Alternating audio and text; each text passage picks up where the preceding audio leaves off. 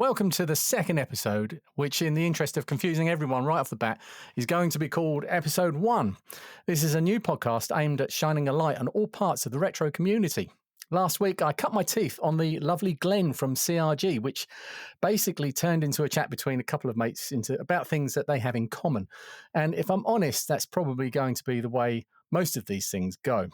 These podcasts are recorded in front of a live select streaming audience from the Retro Hardware Discord, link in the description, who will contribute with interesting questions. I'm looking at you, chat, and live feedback for when I mute the guest by accident. To cover the other part of the retro community, I have decided to invite people that don't necessarily have their own YouTube channel. I know not everyone does. And when I sat down and had a good hard think about all of the people I could possibly invite, my first and genuine thought was Dan Tootill. Some of you will know Dan from his infamous appearance on Games Master, but there is another Dan that rose from the ashes of Games Master, one that has taken up the mantle of retro gaming. He's a positive and active member of this community. So let's talk about the new Dan, right after we pick over the bones of what happened on Games Master 30 years ago. I didn't know you knew about that. I'm good, thanks. How are you doing?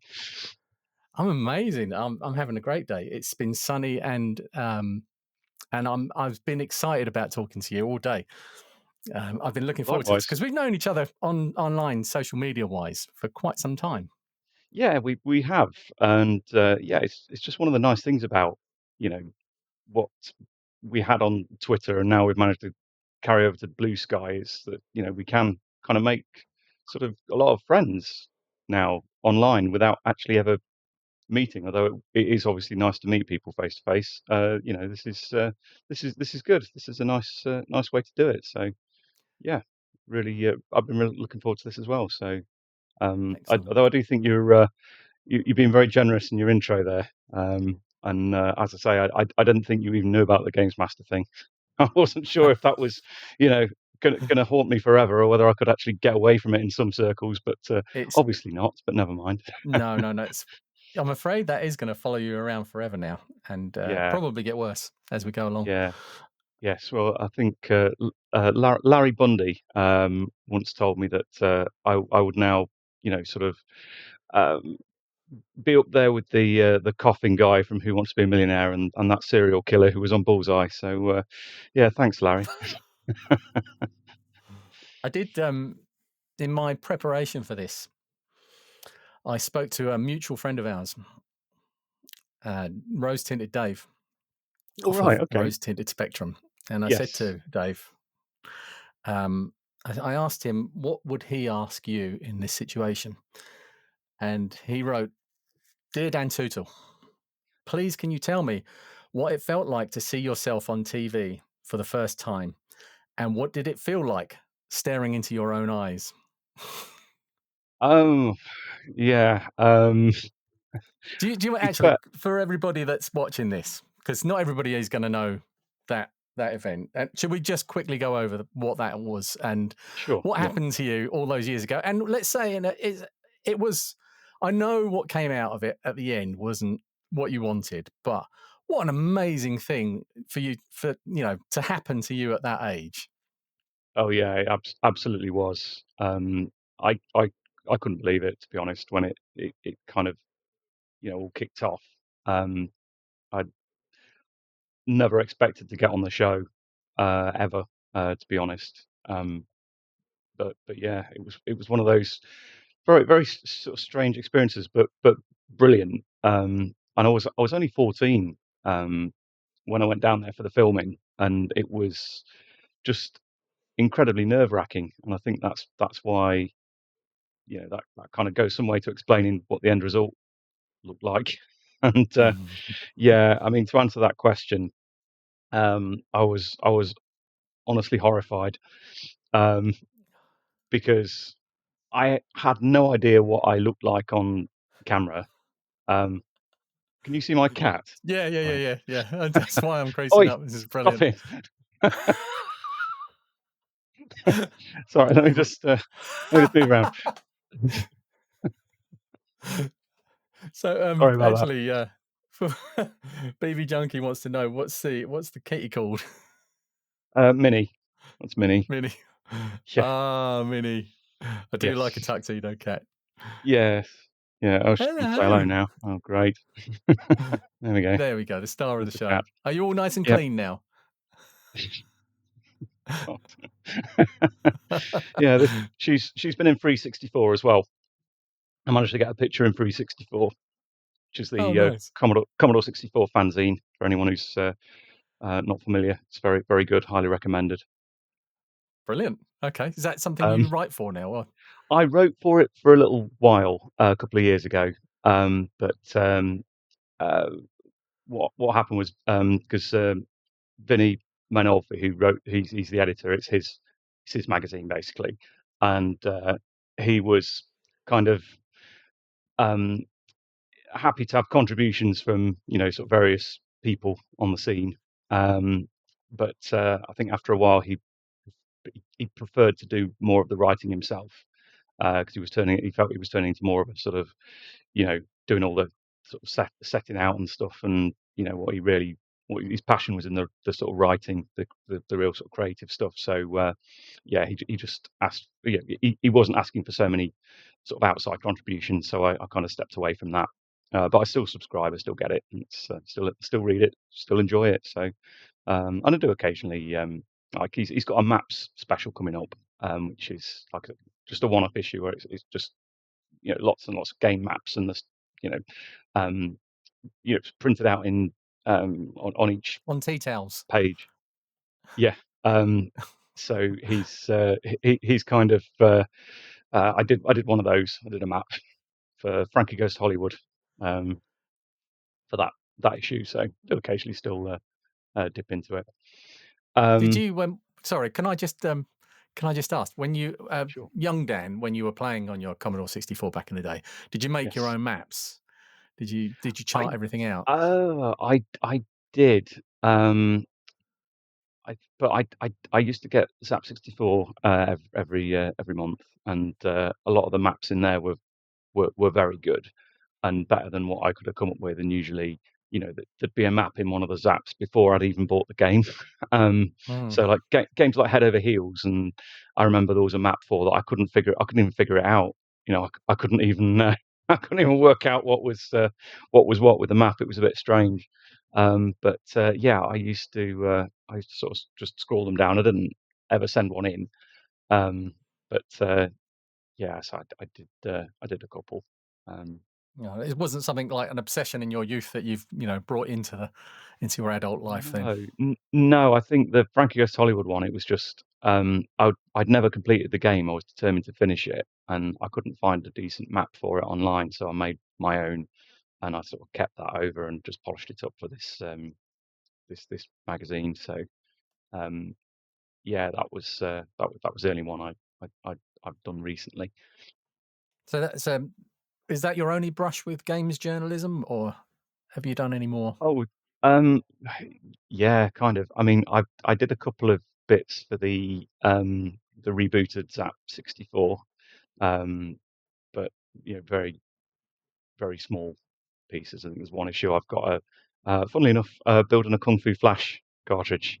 Uh, I've got an article in one of the Zaps, um, about the actual building of it, which I thought was a bit odd because it was Andrew Fisher asked me to contribute that, and it was printed, but even I didn't think it was a very Zap thing to print.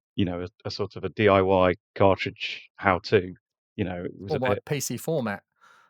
Yeah, yeah, and Zap was always very much a sort of gaming magazine, and they didn't Mm. didn't do a lot of technical stuff. But I was happy to do it, obviously, just to yeah, just for something else to say I'd done. But yeah, most of my best work was in 364, I would say. Yeah. Excellent. Right, well, so we're going to have to go back to Games Master a little bit Oh, because crikey. we were I mean, it was clever training of your cat there to distract us. Yeah, Um, she did her best. Yeah, I may from henceforth be known as the guy whose cat started preening himself in the Yeah, background on that podcast. The Games Master this thing will be could forgotten. it could be distracting for everybody. I know it wasn't the ideal outcome for you, but like I said, it must have been so exciting to be part of that and to actually see all these huge names that you were up close to. I mean, Dominic Diamond must have been. I mean, Yeah. I'm quite a bit older than you, but he's still a big hero for me. The guy is a legend. Yeah, I mean, to be fair, he was in the room for filming all of the reviews because this was series 2 that I was on, and he was like Hmm. an associate producer, so he was more sort of hands on with the making of the show. He wasn't just the presenter by that point. He kind of he wanted a bit more sort of creative input. But it kind of surprised me because I didn't expect to sort of see him that heavily involved and in that capacity because he was Hmm. like really um, he was working really hard. Do you know what I mean? He wasn't like sort of just being all showbiz and just sort of hanging around and chatting to people. He was putting a lot of you know his attention into the making of the show, and he didn't have a lot of time to talk to us. So I mean, he was very very nice. He was very polite, and a couple of times, like when they were breaking and stuff, I'd have a bit of a chat with him, and yeah, it was a surreal experience. But there were yeah, that was the best thing about it. It was just sort of like being around all these people that I knew, and other people sort of came in, did their bit, and went, and they're all the guys from like Mean Machines, which was my favorite magazine at the time, and Jazz Rignall was there, and I got to meet Wow. him, and obviously I'd known him from Zap before that, so yeah, it was awesome to be honest. And this was the first time I'd really sort of been around like adults doing their jobs. Hmm. I'd I was only 14. I was halfway through secondary school at that point. I'd never actually been around.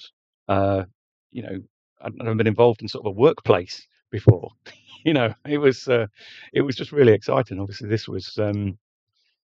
was all about games, and I was just stood in this very crowded room with just a massive array of like every machine you can imagine, and just games piled up and stuff like that. And for a 14-year-old sort of games obsessed kid, that was quite mind blowing. And I yeah, I I could don't not have done.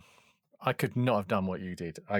To put yourself in front. I mean, it's bad enough for some people coming onto a tiny little piddly little podcast like this, and putting them in front of a camera is a difficult thing for most people. But you knew that, like, what was the viewership then was like in the millions. 3 million, I think was the viewership at that point because I'd I'd originally filmed one segment because I was originally only going to do one show. Um, and there was a mess up with the lighting, and they basically had to ditch all the footage from that day. And obviously, I'd Mm. travelled all the way down from Nottingham to London. I'd never been to London before, and I managed to sort of get down there. And like Hewland didn't pay anyone's expenses or anything. It was basically just like, yeah, if you could show up at this place at this time on this day, it'd be great. Um, so yeah, Child slave labor. yeah, kind of. But obviously, kids were sort of falling over themselves to get on the show because it was the big thing at the time, and Mm. I was no exception. But I ended up having to go back down to basically I wasn't available to reshoot the episode that I did because it was too short notice. I couldn't get back down soon enough, and I genuinely thought for a few weeks that I wouldn't get to be on the show at all because my bit wouldn't be used. Obviously, I told everyone at school about this amazing Oh experience I'd no. had, and I was going to be on the show, and I was dreading it not going out because that just made me look like a massive liar. Um, so yeah, like it was all just I just like, made the whole thing up. So I was relieved to get the chance to go down and film actually another 2 episodes. So I ended up having twice as much screen time as I otherwise would have had. But unfortunately, I was reviewing games that weren't really my thing because they did sort of match you to the sort of games that you like. Because they stopped having kids on weirdly after I think there was one guy after me, but in series 3 they didn't have kids on. So I don't know if I just killed it with my weird face, and they just went no. let's not have any more like people off the street come and do reviews because this guy's giving kids nightmares. Um, but yeah, I think I could have done a better job of it if someone had actually said at the time, you know, um, yeah, can you sort of you might just want to sort of sit back in the seat a bit and blink once in a while. I think would have been the just anyone in that room because there were a lot of people watching. You got the it was quite nerve-wracking. As I say, it was completely dark in the room. I had a light on me, but I couldn't see anybody else. I could just see silhouettes of people all stood at the back watching me, and the light on the top of the camera. That's all I could see. Um, so, you know, that's why I kind of look like an owl because I'm literally sat in the dark, like Well, trying to see things. So for yeah, everybody listening to this who can't see your face at the moment, I have to say, Dan is actually a very normal-looking person. From all you've described so thanks, far, Lee. he probably looked like Admiral Akbar or something, but you don't. He's just a normal and a very good-looking man too. So, Thank you. As are you. yeah. So yeah, I Oh, I that's know I that's, am. that's yeah, that's the nicest compliment I've had all day. That I'm a relatively normal looking person. Well, I want to talk about your day now. In fact, I want to talk about your yesterday because you went out Yeah. yesterday, and I want to hear about this. Where did you go? Yes. Yes, I went to the Retro Computer Museum in Leicester, which has just reopened after a quite devastating flood they had in January. Um, so every sort of 3 to 6 months, depending on the rest of their schedule, they have like a gathering. So like a special event where they have like you know it's all ticket basically. So you can all basically descend on the place on the same day and catch up with all of uh, your mates from previous gatherings. And yeah, it's brilliant. I mean, it's great to go anytime. To be honest, it's a really nice place to visit. And it's just nice to see that they've managed to put it back together because we were worried for a bit when we'd seen some of the footage of the flood damage, some of the photos. We kind of thought, maybe they're not going to be able to reopen because it's stuff like this Hmm. can sort of because they operate as a charity, so it's a not for profit thing. And because of that, obviously they don't have a lot of money in the bank um, to deal with stuff like this, but they did get quite a lot of donations, and they worked really hard. Obviously, they had a lot of people helping with the cleanup. I did make the point that I would have happily joined in with the cleanup effort if I could have got there at any point during. But unfortunately, although I used to live quite local to there, I used to live near Loughborough, but I've now moved sort of 2 hours away. So yeah, I couldn't get to help them, but I did give them some money though. So um, yeah, I- Oh, yeah. well done, you. Thanks. I actually sold one of my custom Commodore 64s to and stuck it on eBay as a charity auction. Um, One of your w- custom Commodore 64s. One of, yes, I've got a few. Go on Yeah. then. How many? At the moment, I think I've got four that I've described as customs.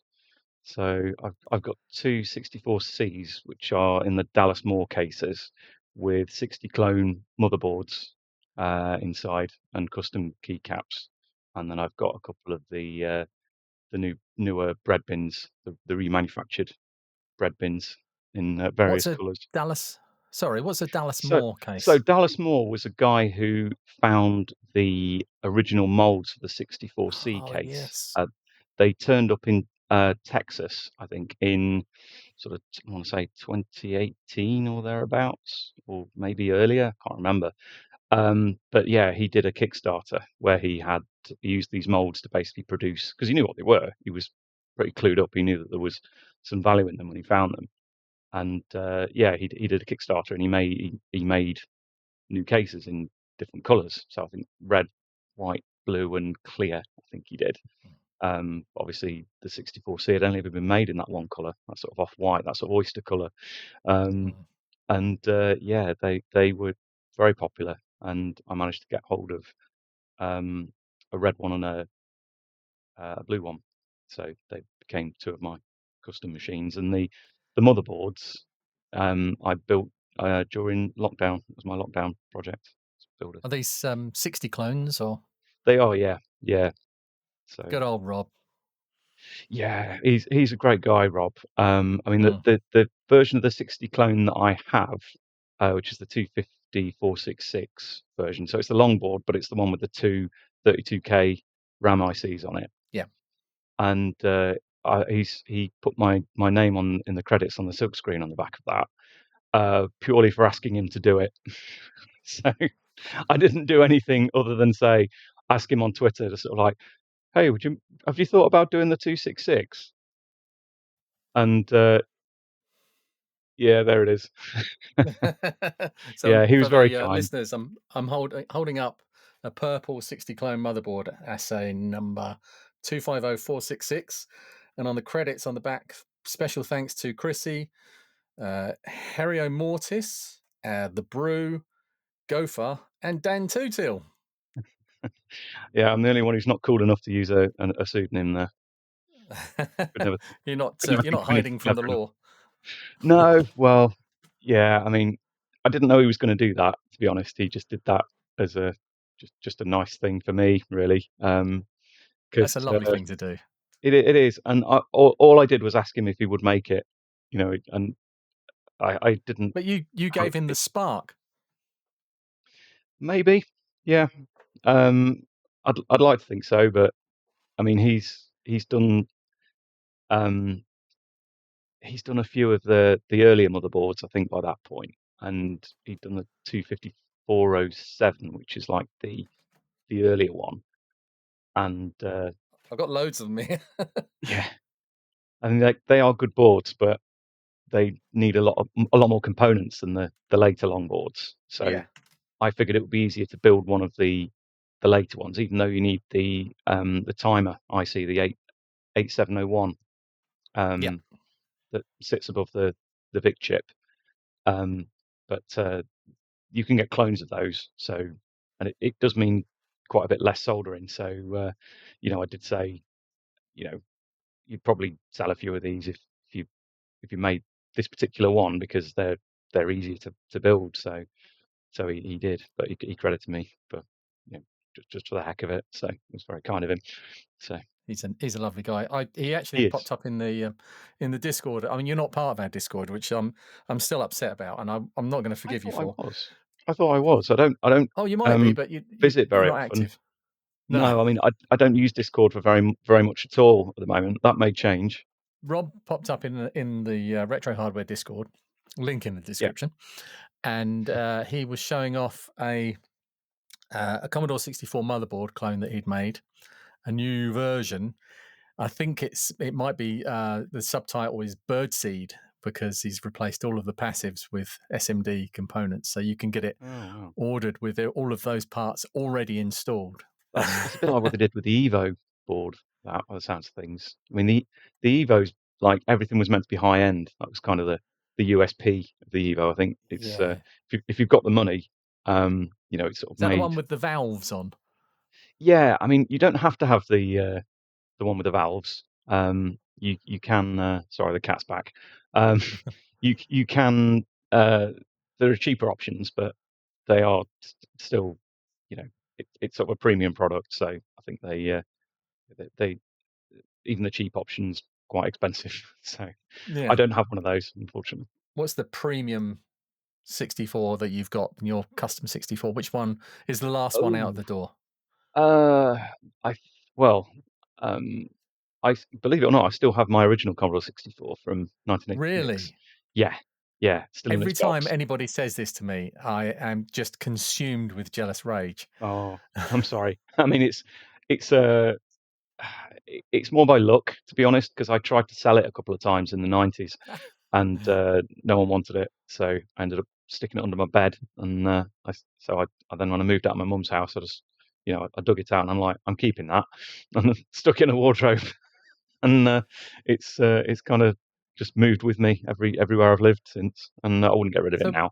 So that one will be the last one out the door, obviously. But next to that, I'm guessing it's my Blue 60 clone because that was the second one that I built, and I did a better job of it. I think. I think that because it's blue solder mask on the um, on the board, and it's in a blue case. Oh, Um, this one's a VIC-20, so that's not going to help. all right. But yeah, the red, because the other one was a red one. It was a red motherboard, and I wasn't happy with the RF modulator replacement I put in that, and I changed it about 4 times. Yay, one of them. Exactly. Um, so yeah, that one got a little bit.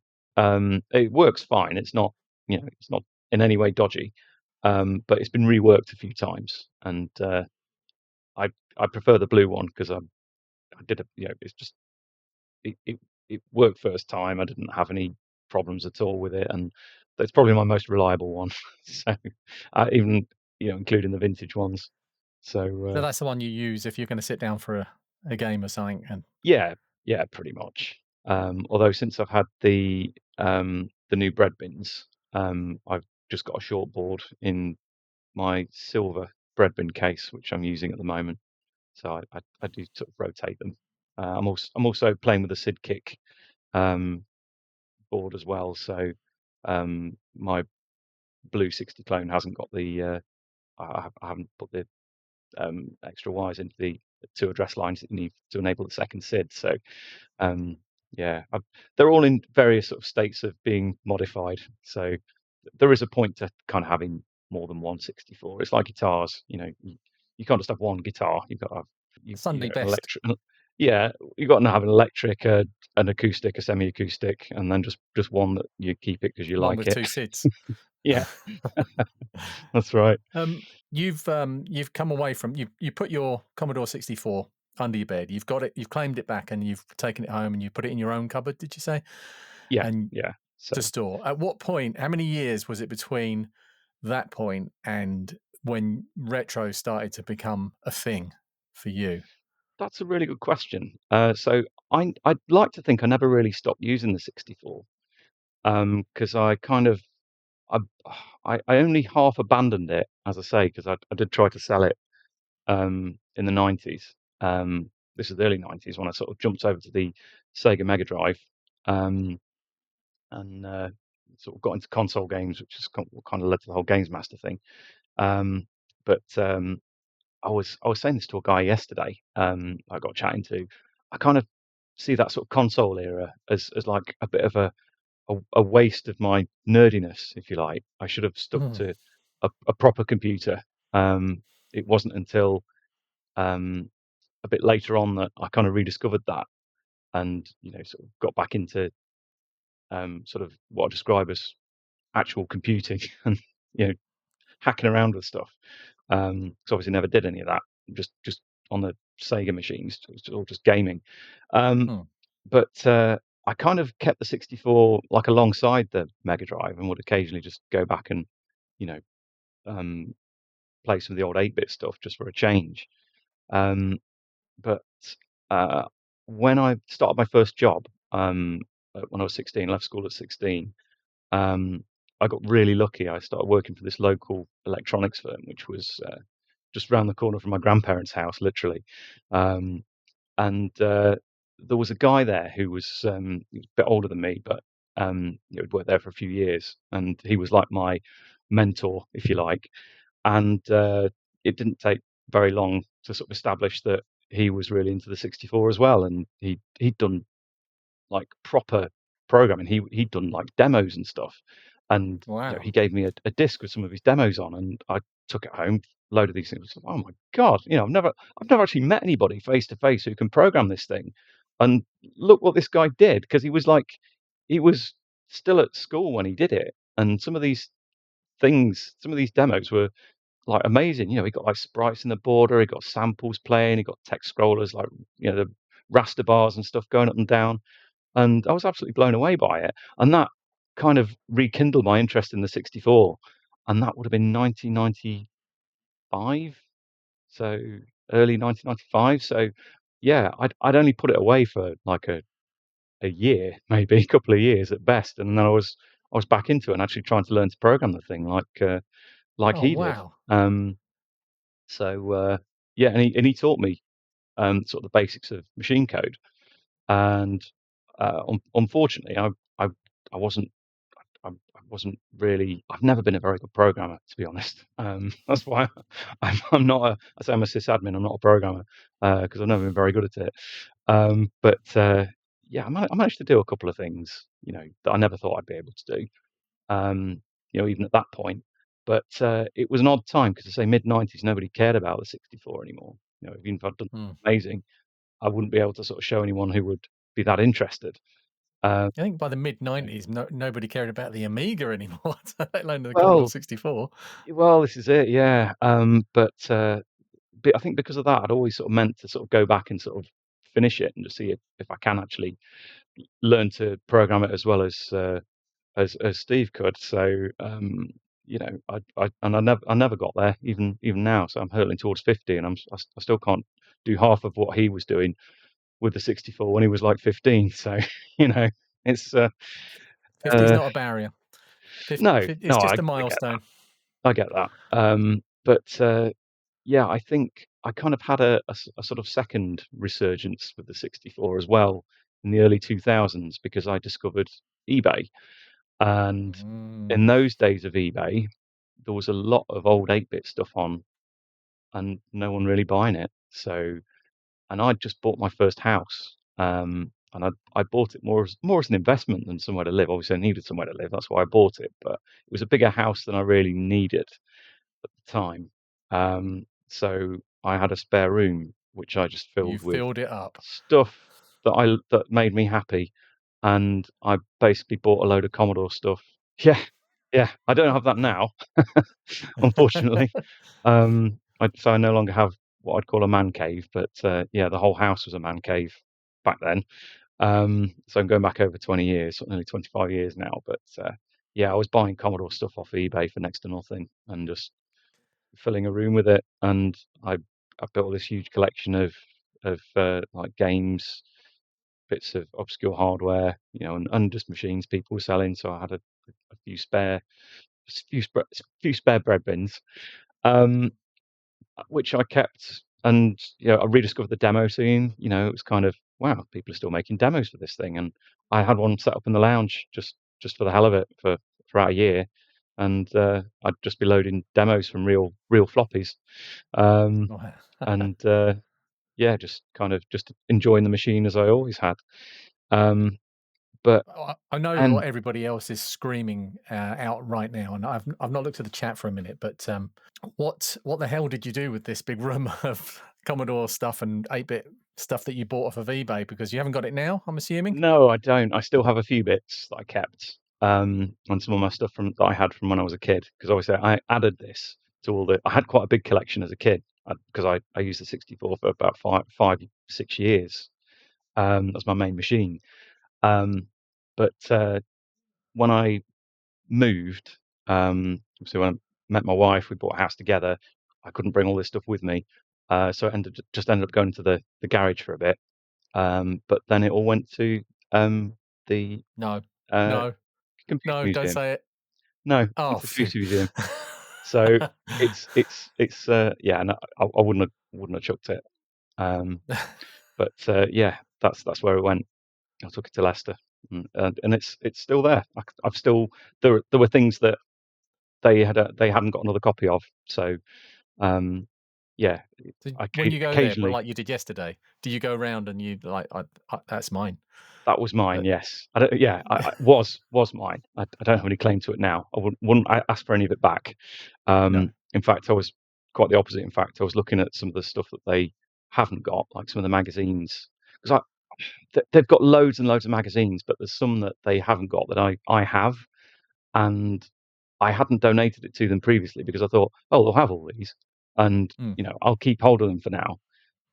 But they don't appear to have them, so I'm like, oh, great, I can offload these magazines onto them. So, and they're good ones as well. They'd be worth a lot of money if I sold them, but don't really want to sell them. Um, uh, I I did sell a handful of them um, a couple of years ago, but that was just because it was a guy I knew, and he was he'd been after them for years. So it was the Complete Guide to Consoles books, the Oh, four nice. four issues that CMVG did, a sort of a precursor to Mean Yeah. Machines. So I had all four of those, and I sold those to the guy who runs the Time Extension website. So Oh, yeah, nice. he who lived just in the next village from me at the time. So I don't live there Small now, world. but it's bizarre. I used to bump into him every now and again, and it was really nice. So yeah, It's it's it's funny that the world that we lived in back then, like our only contact, I mean, your contact obviously was had a deeper impact on you because you actually went to places like Games Master and watched that being recorded. Well, you didn't watch the yeah, show being recorded, but you were part of that, and you got to meet some of these people. But my world was, I mean, living in a rural area. The only contact that we had with any of this part of the culture was through magazines. That was the only thing we had. And of all of the yeah, things that I think of now that I would like to collect that isn't a computer or a games console or a piece of hardware, I'm not really that interested in the games themselves because it's so easy to get them in other ways and they take up too much right, room. And I've destroyed too many of them over the years for me to feel good about collecting them again because I wouldn't trust myself. right, yeah. But magazines, I would love to collect magazines again because I think of all of the things that give me the feels from back then, magazines are the thing that really have the biggest impact or had the biggest impact on me and do again. Yeah, I'm the same. I mean, I only discovered Zap 64 at issue 20 was my first one because I got my 64 quite late. I didn't get it till 86. Um, Or I and got mine later than you. yeah, I guess yeah, it's all relative, isn't it? But I know a lot of the people I talk to are were there sort of at the very beginning, you know, Hmm. um, and have a lot of nostalgia for the really old games that you know I only remember like seeing them and thinking, I mean, there's the odd one that he's not like technically doesn't look like much, but it's a very good game. Like Falcon Patrol, I think was the first game I played on the 64, and yeah, it blew me away. That loved it. Um, but I think by the time I got mine, the games were already sort of getting very, very good, very, very polished, very shiny. So yeah, I was a bit spoiled, to be fair. Those were the first games that I was buying were the sort of mid-80s sort of Ocean and Imagine games, like Rambo and Hypersports and stuff like that. But yeah, the magazines were a sort of a big part of the scene. It was I described the original Zap as important as the machine itself, pretty much, and the games themselves. Yep. 'Cause it kind of it was an event, every month getting that magazine and flipping through it and um, yeah, seeing what was new and what was worth buying. Because 10 quid was a lot of money to spend on something as a kid, and I didn't get to buy games very often. And I couldn't really afford to buy a crap one, So it Hmm. was kind of be a disaster if I'd not done my homework. And so thanks to Zap, I don't think I did. I think I bought one that was reviewed very well, but I hated. I think Renegade was the one that springs to mind. The 64 version of Renegade, I absolutely hated it. Um, but I bought it just off the back of it getting a really good Zap review. But it's each to their own, isn't it? It's you know Yeah. it can't. There's no guarantee that I was going to like it. But I yeah, think I ended um, up not trusting any reviews in the end because at some point we all got burnt. Um, yeah, yeah. I mean, I took a punt on the occasional budget game and found it was absolute cack. But I think Street Gang was the worst game I ever bought. So on the players label, it was a Rainbow Arts game. Um, yeah, called Street Gang. It was like a Double Dragon clone, but it was awful, absolutely awful. I cite that as the worst game ever in I my got this. experience. I got this down the other day. This is my copy of Legend for the Oh ZX right, okay, Spectrum, wow, and that's a big old thing, isn't it? it's got the full novel by David Gemmell in it, Right, and this is the only. I forgot actually. So thank you, Paul, for giving this to me. This is my friend Paul, Universal Retro Boss, who actually found this again for me and gave it to me as a present. yeah. I won't open it because the case is just falling Oh, apart. Yeah. but everything's in there. It's complete. All the map and everything is part of it. Sorry, I got that when I was, well, I must have been 14 or 15 at the time, and it was a big deal to me to get that to do the whole journey with it on the bus on the way home, reading through the book and looking at the manual, looking at the map, and then getting it home, loading it up, and it's just an awful game. So it's a really terrible game. It's part text adventure and part strategy game, and Right. it's just Okay. it's just a really terrible game. But it's the only one that's really stuck with me enough that I've wanted it back after all of these years. It's weird, isn't it? You can still be nostalgic for terrible games, and I think Yeah. that is definitely a thing. I don't know if there's another word for that. It's funny 'cause, uh, Jazz Rignall writes a column for 364 now, and, it was originally just going through each issue of Zap that he wrote for, and talking about the best games that were reviewed in that magazine, that issue. Hmm. And then he reached the end of his run.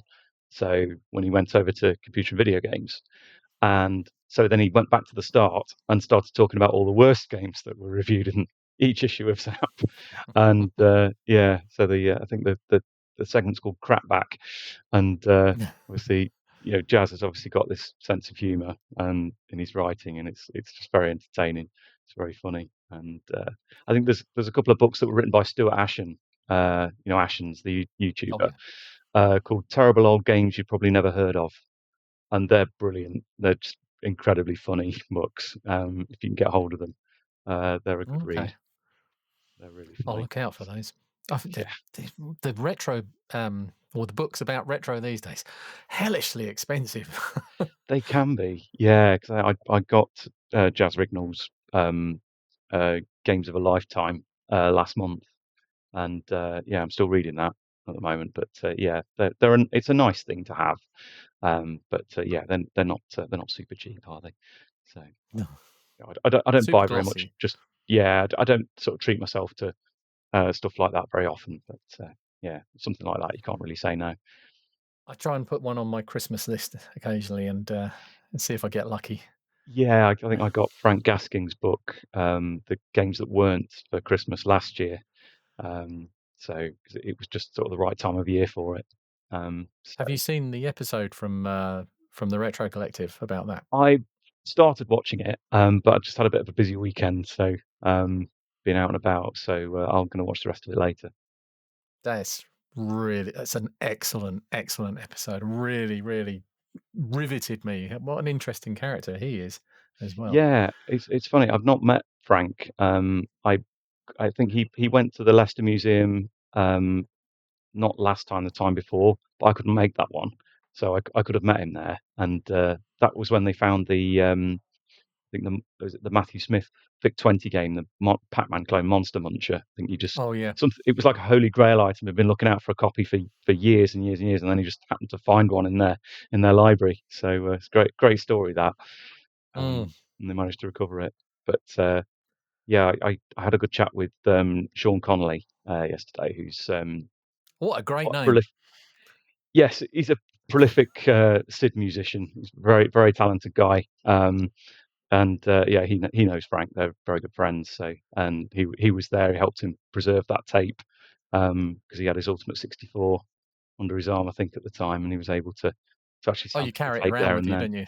Like any Well, normal yeah, person. he's just got it in his bag because he likes to show us his compositions. So so yeah, that was quite nice. And um, yeah, there's still quite a few. There's probably quite a few games that haven't been archived that are in that library somewhere. And yeah, I think Yeah. Frank just ran out of time to hunt them down. So Oh, I'm there's sure he'll going be to be back. places like that all over the place as well, aren't there? I mean, all of these collections, they've all got to be harbouring something special. Well, you'd hope. Yeah, yeah, uh, Does it ever bother you? This is just one weird thing that well, not bother you, but does it ever occur to you that you're driving around and there's all of these millions of houses around us, literally millions of houses in this country, with yeah. there we have attics in the UK. What do they call them? Lofts? No, no, it's an attic in the US, isn't it? And a loft It over is. Yeah, here. yeah, and where we just put our.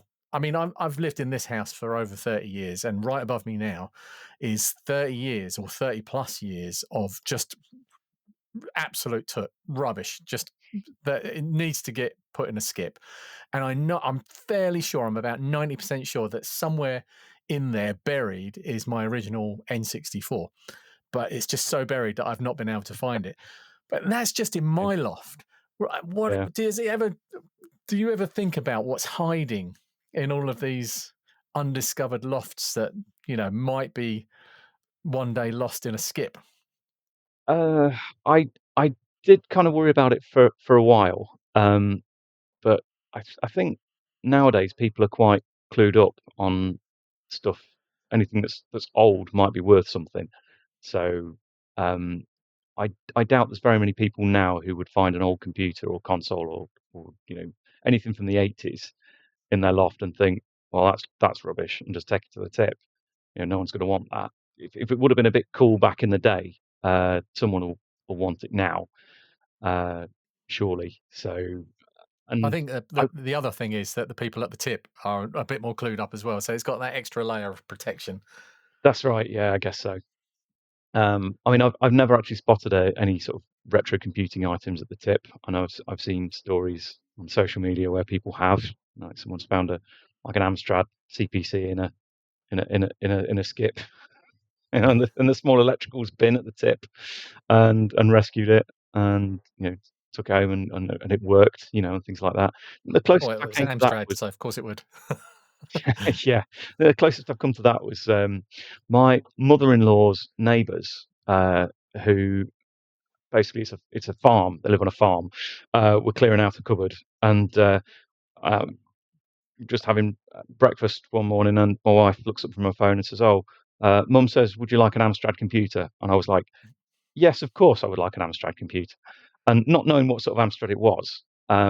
So yeah, apparently they'd found this in a cupboard and weren't sure what to do with it, and they just asked my mother-in-law if she knew anyone who might want it. And she went, "Oh yes, I think we know a guy who would take that off your hands." And they just gave it to me. I offered them like a bit of money for it, but no, they were kind of no. I was going to take it to the tip, so do me a favor, save me a job. Um, but yeah, it was a 6128. Oh, And, nice. and I took it home and plugged it in. It worked fine. So this drive needed a new Well, belt, but other than that, yeah, never it's fine. mind. And I've still got that. I Do you do get it out occasionally. Do use it, so it's quite nice. do you do you ever buy things to repair, or do you just like to acquire the things that you Uh, need in full working order? I occasionally, well, I don't buy very much nowadays, but I occasionally buy the nastiest, rattiest looking 64 I can find on eBay out of pity, and fix it up, because I like that. I think that the satisfaction of taking something that um, is absolutely trashed and making it, sort of almost good as new, um, is a nice feeling. That's a nice colour. So I'm It's holding got a up nice tan, hasn't it? the yellow snow edition of the Amiga 600. Good lord. This is Henry's, who's in the chat, and the outside of this is bad enough, but you would not believe the carnage that's Oh, inside this machine. That's the kind of thing that I've got an Amiga 600 up there with a perfect white case and beautiful keys that are all the right color and everything. yeah. That's where it's going to stay on the shelf, and I would get more Yeah. enjoyment out of out of this It's yellow one. weird, isn't it? I think when you use an old machine, I think there's always a sort of slight, um, like, sense of anxiety that it's gonna blow up at any second. Something's just gonna fail, and, I think using a machine that you care less about is sometimes kind of more sort of enjoyable. Um, but maybe that's just me, I don't know. But I very rarely use my original bread bin, even though I wouldn't have any trouble fixing it if it died.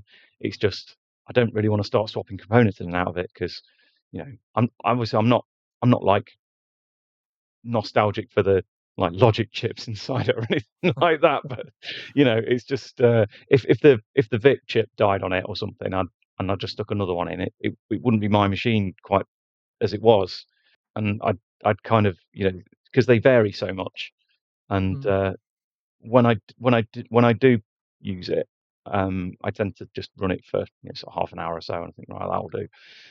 I'm quite precious about it, even though, yeah, I kind of fix these machines for fun. Um, You've got other if machines that are stunt machines, so exactly, yeah, plenty.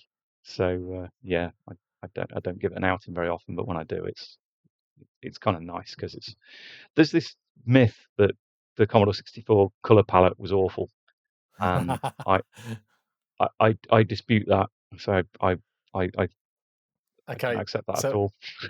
behind me, I set up. I've remodeled my this part of my workshop so that I can have some machines on display. And at Oh the yeah, end here, I've got a ZX Spectrum, which has got Kung Fu Master on it, yes, I thought I was and going to be uh, master. the background is like a sky blue, and the foreground is green and blue and red, and it's it's garish to say the least. And next to it is a Camo 64 here, Commodore Uh-huh. 64 Yeah, shortboard. Lovely machine this is. And on the screen on that one is Kung Fu Master yep. playing on the Commodore 64. And it's undeniably not as bright colors as the Oh ZX no, Spectrum, no, but that you cannot dispute that the Commodore 64 looks better in every single way. it's And that's from a die-hard ZX Spectrum fanboy as well. yeah. I mean, the Spectrum color palette it has its charms. I think it has Yeah. there's something about it. I mean, I started with the Spectrum. My brother had one, and that kind of sort of lit the fire, if you like. That's when I first um, got really into computers. Kind of led me to get the 64. Um, but I had to wait a few years to get my hands on one, which is why I said I didn't get one till '86. I'd wanted one since '84. And so, yeah.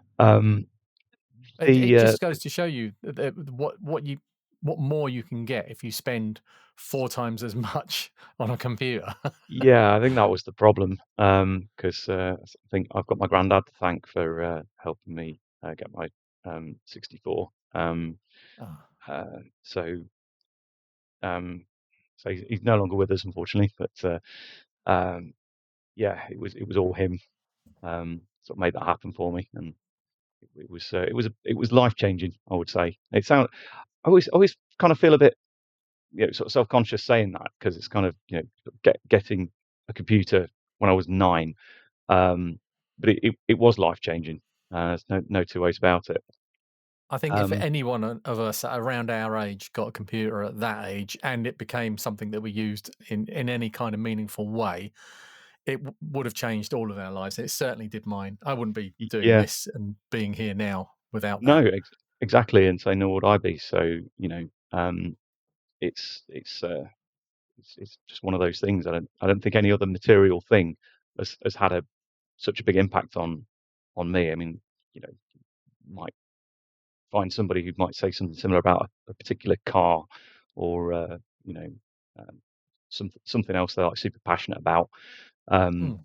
but yeah, I think for a sort of consumer product that you know was in people's houses, and I went from not having one to having one, and my life was kind of sort of separated by that point. So there was before the 64, and there was after, and the after is still the effects of the after is still apply today.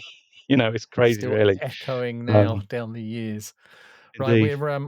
we're closing in on an hour, and I did say this is only going to be like 30 to 45 minutes.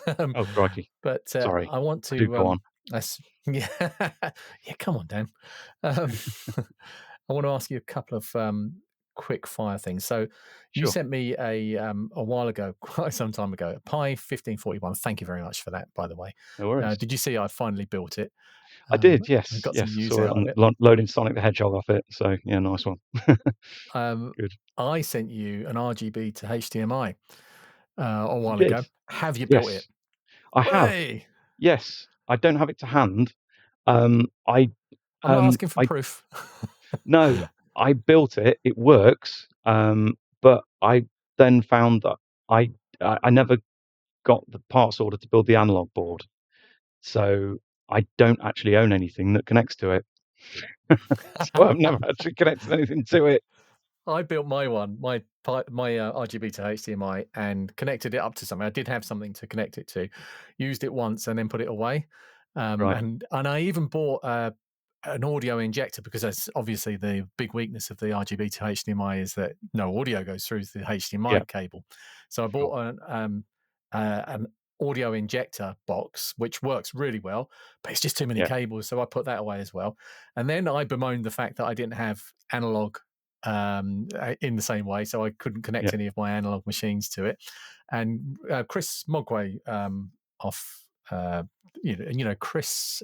I'm trying to think of his Twitter name back then. Oh, damn it, I've forgotten. But yeah, you will know him. He sent me a kit with the analog board in it and all of the parts that I would need to put one Okay. together. Yeah. That must be a year ago. I think that's sitting over on the shelf over there in its bag, still waiting to be Right. made. So projects. This is leading me to my question. How many projects do you think you've got lined up, waiting to be finished? Um, I think just one at the moment, which is the shrunk Get down out. single board version of the Sidkick Pico. Um, and Oh I was yes. grimacing a bit listening to Glenn on your episode 0 earlier today, talking about the 0402 surface mount components, because this board is very much Oh the same yeah. kind of thing. And he was talking about the the the caps and resistors all kind of bunching up together when he puts the hot air on. I was like, oh god, I hadn't thought of that because I haven't actually tried to build one yet.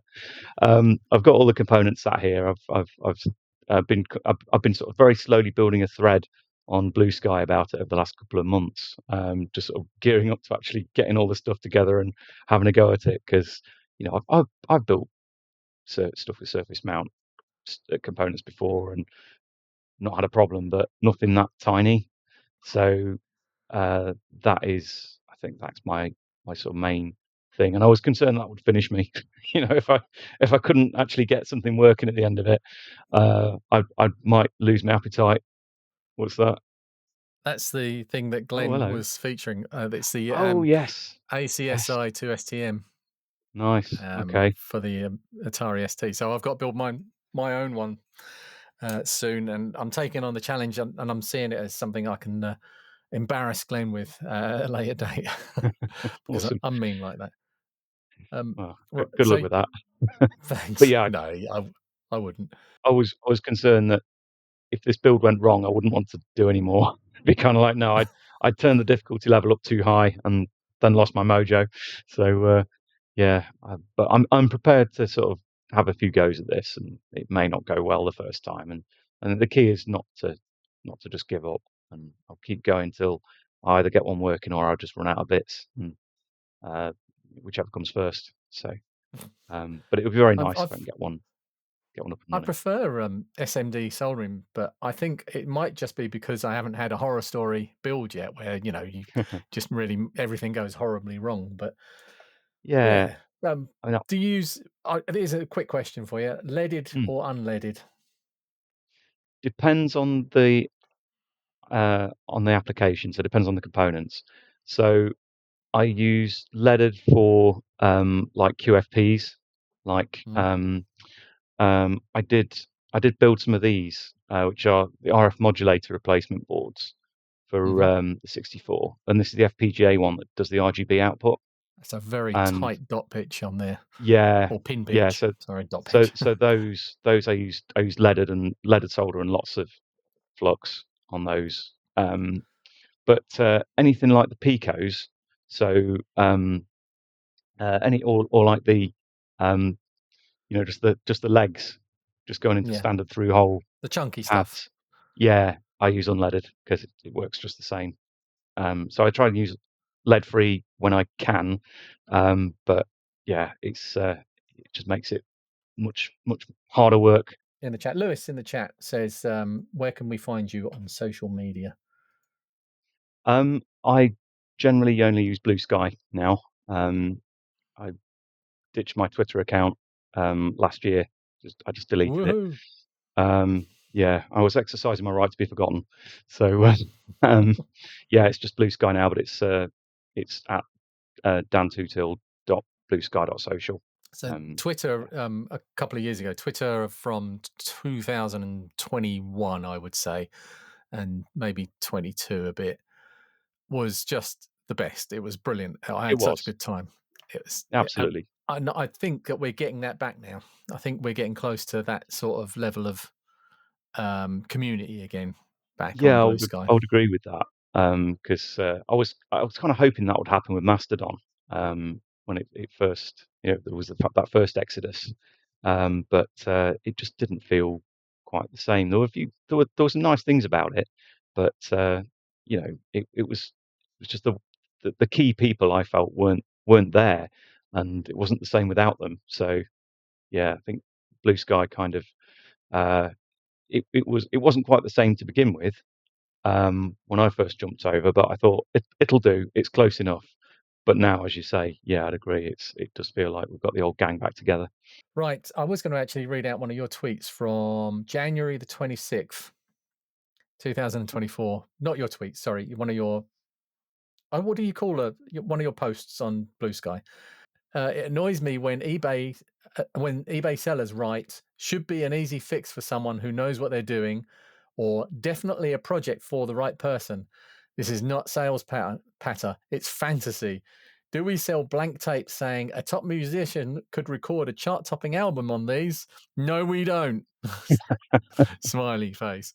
So that's the kind of a content you can expect to find from Dan over on Blue Sky if you find him on there. And I do recommend that you follow him because Dan is very active and he posts a lot of interesting stuff that was certainly interesting to me, but I think everybody that would listen to this podcast would find it interesting as well. Right, so my Thank channels are More Fun Making It on the YouTube and More Fun Fixing It on the YouTube. And my Blue Sky is More Fun Making It .bluesky.social. And the Discord you'll find a link to in the show notes. Oh, I haven't been able to say that so far, or the video description. Because this is obviously a podcast, and I've figured out today how to post it out onto things like Apple Podcasts and with the other one, Spotify, and all of those other things. So you. you'll Nice. be able to listen to this in your car or on your run or walk or crawl. I don't know, whatever it is you do when you're listening to podcasts. I drive. Where do you listen to podcasts then? Um, Sometimes when I'm working, if I'm not in meetings, I'll stick a podcast on. And yeah, in the car as well. So in fact, backwards and forwards to Leicester at the weekend, I got podcasts on there and back. So yeah, it's That's the way to do actually it. that's my favorite time to listen to. I mean, I'll do it when I'm driving to normal places, but if I'm driving to like Stroud to go and visit the Yeah. cave, that's a 4 hour drive. Maximum 4 hour drive to me. It's 3.5 to 4 hours, Wow. and I'll queue up podcasts just so Yeah. I've got podcasts to listen to on the way. Yeah. Thanks, mate. Thanks for coming on, and I really did enjoy talking to you. And I'm watching your cat clean itself in the Oh, background has been yes. the I'm highlight so of sorry my about day. the cat. But yeah, thanks for inviting me on. It's been an honour. Um, yeah, and hopefully at some point in the future we'll be able to meet in person. So I've been meaning to get down to Stroud myself at some point later in the year maybe. But yeah, because I think I could probably it's only two and a half hours from here. So Well, yeah, that's almost as close as your local one. yeah, so it's not that much further than the Leicester one, yeah. So unfortunately, I say I live in Shropshire, so there's nothing like that here.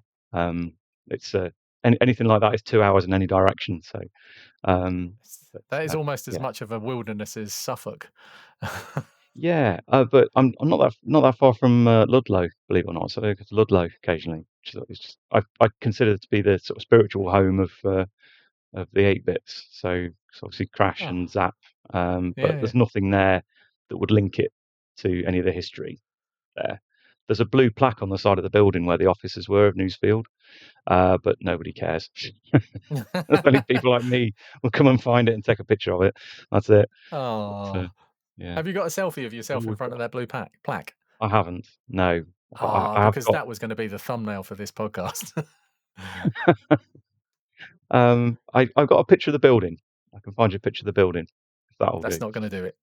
Oh, okay. I'm going to go to option B, which will be your cat cleaning itself. Okay. Oh, God, no.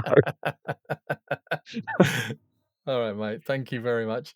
Don't go away. Thank you. It's been a pleasure. I'm just gonna sign off here, and that's it. Well, thank you for listening, everybody, and I'll see you in the next one. Bye.